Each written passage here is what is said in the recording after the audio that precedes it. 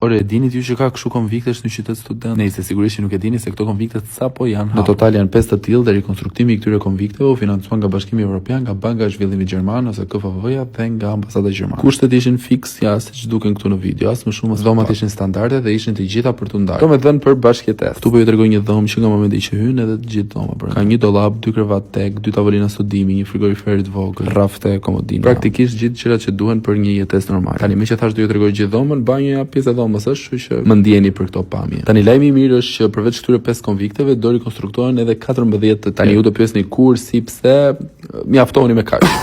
Ka një bibliotekë që nuk është mbushur akoma me libra, ka një sallë studimi, ka një sallë ngrënie, sallë monitorimi etj. Gjëja më e bukur për këto konviktet është që përdorin 100% energji diellore. Pra gjithë energjinë elektrike që shpenzojnë në godinë e prodhojnë vetë. Madje ajo goca tha që këtë muaj kishin prodhuar 1000 kW më shumë se ç'kishin shpenzuar. Tani gjeni pak sa kushton qeraja e një dhome për një muaj këtu. Përgjigjen do ja jap kur të më mbushet mendja mua. Hajde, ndë mirë.